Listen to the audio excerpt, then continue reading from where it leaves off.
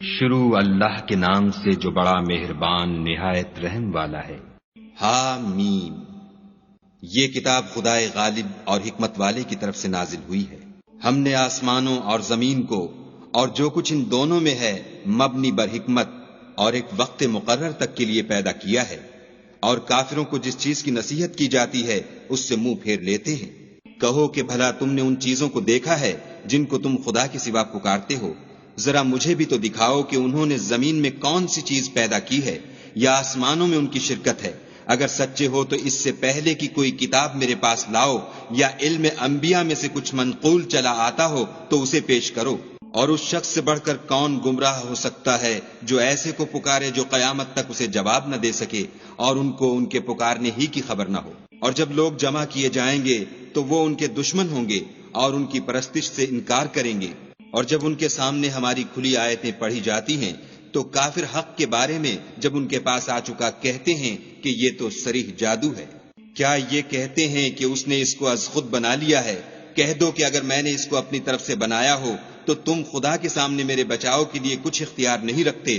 وہ اس گفتگو کو خوب جانتا ہے جو تم اس کے بارے میں کرتے ہو، وہی میرے اور تمہارے درمیان گواہ کافی ہے، اور وہ بخشنے والا مہربان ہے۔ کہہ دو کہ میں کوئی نیا پیغمبر نہیں آیا، اور میں نہیں جانتا کہ میرے ساتھ کیا سلوک کیا جائے گا اور تمہارے ساتھ کیا کیا جائے گا۔ میں تو اسی کی پیروی کرتا ہوں جو مجھ پر وحی آتی ہے، اور میرا کام تو علانیہ ہدایت کرنا ہے۔ کہو کہ بھلا دیکھو تو، اگر یہ قرآن خدا کی طرف سے ہو اور تم نے اس سے انکار کیا، اور بنی اسرائیل میں سے ایک گواہ اسی طرح کی ایک کتاب کی گواہی دے چکا اور ایمان لے آیا، اور تم نے سرکشی کی، تو تمہارے ظالم ہونے میں کیا شک ہے؟ بے شک خدا ظالم لوگوں کو ہدایت نہیں دیتا۔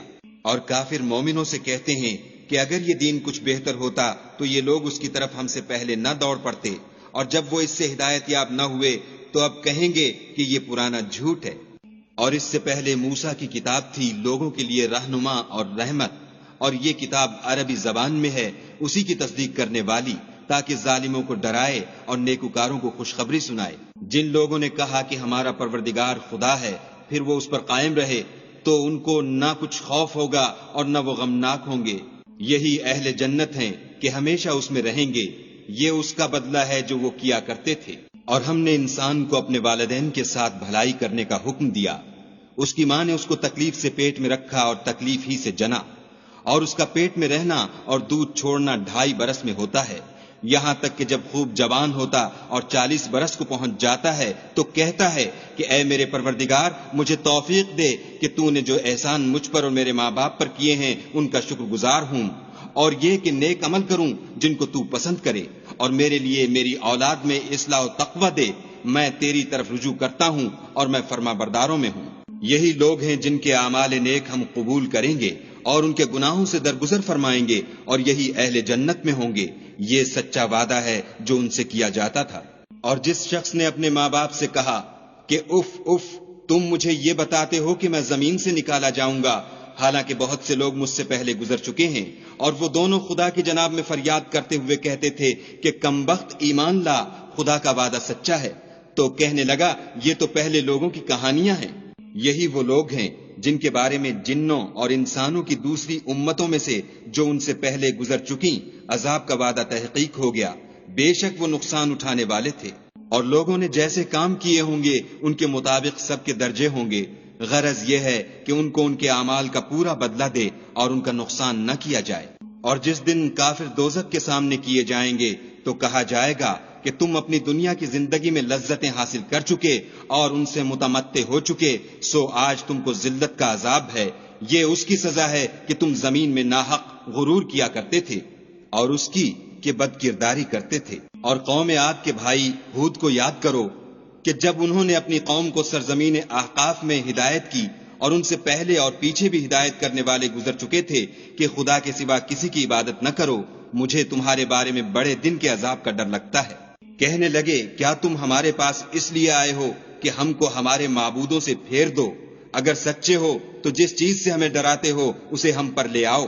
انہوں نے کہا کہ اس کا علم تو خدا ہی کو ہے، اور میں تو جو احکام دے کر بھیجا گیا ہوں وہ تمہیں پہنچا رہا ہوں، لیکن میں دیکھتا ہوں کہ تم لوگ نادانی میں پھنس رہے ہو۔ پھر جب انہوں نے اس عذاب کو دیکھا کہ بادل کی صورت میں ان کے میدانوں کی طرف آ رہا ہے تو کہنے لگے یہ تو بادل ہے جو ہم پر برس کر رہے گا، نہیں بلکہ یہ وہ چیز ہے جس کے لیے تم جلدی کرتے تھے، یعنی آندھی جس میں درد دینے والا عذاب بھرا ہوا ہے۔